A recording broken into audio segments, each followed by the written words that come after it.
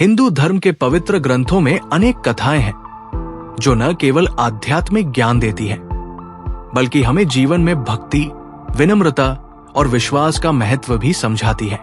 ऐसी ही एक अत्यंत प्रेरणादायक और प्रसिद्ध कथा है गजेंद्र मोक्ष की कथा, जो श्रीमद् भागवत महापुराण के 8वें स्कंध में वर्णित है। ये कथा एक हाथी गजेंद्र की है, जिसने संकट के समय भगवान विष्णु को पुकारा और भगवान ने स्वयं प्रकट होकर उसे मोक्ष प्रदान किया। इस कथा में भक्ति की शक्ति और भगवान के कृपालु स्वरूप का सुंदर वर्णन मिलता है। गजेंद्र नाम का हाथी कोई साधारण जीव नहीं था। ये अपने पूर्व जन्म में इंद्रद्युम्न नामक एक राजा था, जो भगवान विष्णु का परम भक्त था। वो बहुत धार्मिक, तपस्वी और शांत स्वभाव का था। एक बार जब वो गहरे ध्यान में लीन था, तब अगस्त्य ऋषि उसके आश्रम में आए। राजा ध्यान में इतना मग्न था कि उसे ऋषि के आगमन का आभास ही नहीं हुआ। ऋषि ने ये अहंकार समझकर उन्होंने क्रोधित होकर राजा को शाप दे दिया।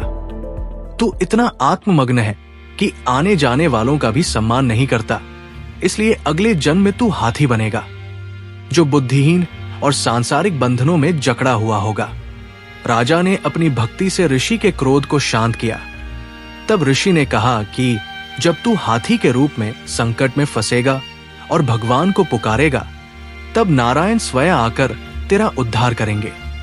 शाप के कारण राजा इंद्रद्युम्न हाथी के रूप में धरती पर जन्मा और एक विशाल झील के पास के घने जंगल में रहने लगा। वो बहुत शक्तिशाली, तेजस्वी और अपने झुंड का राजा था। उसकी पत्नी, बच्चे और अन्य हाथी सदैव उसके साथ रहते थे। जंगल के सभी जानवर उसका सम्मान करते थे। वो हर दिन तालाब में स्नान करता, जल क्रीड़ा करता और जीवन का आनंद लेता था। परंतु भगवान की योजना कुछ और थी, क्योंकि उसके जीवन का एक बड़ा मोड़ आने वाला था, मोक्ष की ओर ले जाने वाला मोड़। एक दिन गजेंद्र अपने परिवार के साथ झील में स्नान कर रहा था। उसी समय एक भयानक ग्राह मगरमच्छ ने उसका पैर पकड़ लिया।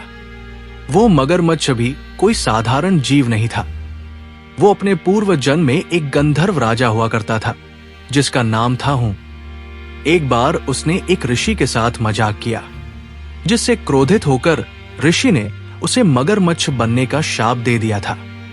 ऋषि ने यह भी कहा कि जब भगवान विष्णु स्वयं तुम्हें मुक्त करेंगे, तभी तेरा उद्धार होगा। जब मगरमच्छ ने गजेंद्र का पैर पकड़ लिया, तब पूरा तालाब हलचल से भर गया। गजेंद्र ने पूरी ताकत लगाकर पैर छुड़ाने की कोशिश की।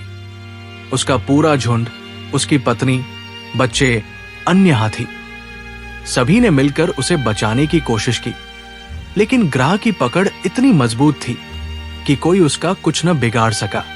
इस संघर्ष में हजारों वर्ष बीत गए। गजेंद्र थक गया। मगरमच्छ पानी में था और इसलिए उसकी शक्ति बनी रही। गजेंद्र को समझ में आ गया कि अब संसार की कोई भी शक्ति उसे नहीं बचा सकती। ये उसके जीवन का सबसे बड़ा मोड़ था। उसने अपने पूर्व जन्म के संस्कारों को स्मरण किया और दोनों कानों से कमल का फूल निकालकर जल में भगवान विष्णु को अर्पित करते हुए करुणामयी वाणी में भगवान को पुकारा। नम नारायणाय त्राहि मां करुणा सिंधो नमो भगवते तस्मै यत एतच्चिदात्मकम्। हे प्रभु, आप ही सच्चे रक्षक हैं। आप करुणा के सागर हैं। अब मुझे इस पीड़ा से मुक्त करें। गजेंद्र ने अपने हृदय से भगवान की स्तुति की। उसने उन्हें त्राता, पालक, निर्दोषों के रक्षक, भक्तवत्सल और सर्वशक्तिमान के रूप में याद किया। उसका मन एकाग्र था। वो पूर्ण समर्पण की स्थिति में था। ये भक्ति, ये समर्पण ही उसका सबसे बड़ा बल बन गया। जब भगवान विष्णु ने अपने प्रिय भक्त की पुकार सुनी, तो वे तुरंत गरुड़ पर सवार होकर चल पड़े। वे सुदर्शन चक्र लेकर प्रकट हुए। देवगण, ऋषिगण सभी आकाश से ये दृश्य देखने लगे। जब भगवान उस स्थान पर पहुंचे, तो उन्होंने अपने सुदर्शन चक्र से मगरमच्छ को तत्काल काट दिया और गजेंद्र को मुक्त कर दिया। जैसे ही मगरमच्छ मरा, वो अपने गंधर्व स्वरूप में लौट आया और भगवान को प्रणाम कर स्वर्ग चला गया। गजेंद्र को भी भगवान ने आशीर्वाद दिया, तू अब मेरी सेवा में रहेगा। तू अपने पुण्य और भक्ति से स्वर्ग से भी ऊंची गति को प्राप्त करेगा। गजेंद्र को मोक्ष प्राप्त हुआ। गजेंद्र ने जो स्तुति की थी वो श्रीमद् भागवत महापुराण में विस्तृत रूप से वर्णित है। ये स्तुति जीवन के हर कष्ट में भगवान का स्मरण कर मन को शांत रखने की प्रेरणा देती है। इसमें भक्त अपने आप को भगवान के चरणों में समर्पित करता है। उदाहरण के लिए स्तुति की एक पंक्ति है, योन्तः सुखोन्तरारामस्तथान्तर ज्योतिरेव्य स योगी ब्रह्म निर्वाण ब्रह्म भूतोधि गच्छति। इसका अर्थ है, जो भीतर से सुखी है, भीतर ही रमन करता है और भीतर ही प्रकाशमय है, वो योगी ब्रह्मा को प्राप्त करता है। कथा का संदेश। 1. भक्ति में शक्ति है। जब कोई भक्त सच्चे मन से भगवान को पुकारता है तो वे दौड़े चले आते हैं, चाहे भक्त किसी भी योनि में हो, हाथी या मनुष्य। 2. अहंकार का अंत विनाश है। गजेंद्र को जब अहंकार हुआ तब उसे संकट में डाला गया ताकि वो सच्चे मार्ग पर लौटे। 3.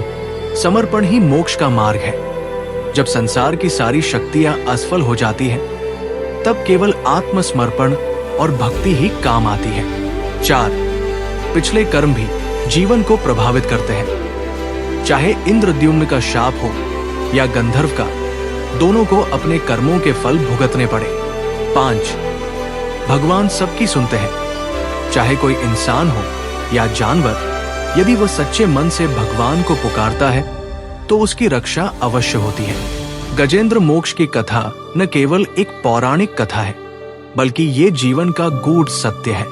ये बताती है कि संकट चाहे कितना भी बड़ा क्यों न हो, यदि हमारा मन भगवान में स्थिर है और हम उन्हें सच्चे मन से पुकारते हैं तो वे अवश्य हमारी रक्षा करते हैं। ये कथा हमें विश्वास, धैर्य और भक्ति का पाठ पढ़ाती है। भक्त गजेंद्र के समान हमें भी जीवन के हर संघर्ष में भगवान का स्मरण करते हुए आत्मसमर्पण की भावना रखनी चाहिए। तभी हम भी सांसारिक दुखों से ऊपर उठकर मोक्ष की ओर अग्रसर हो सकते हैं। हरि नाम ही तारक है। भगवान का स्मरण ही सबसे बड़ा बल है। देखने के लिए धन्यवाद। कृपया नए वीडियो के लिए लाइक, शेयर और सब्सक्राइब करें। शंभू सदाशिव।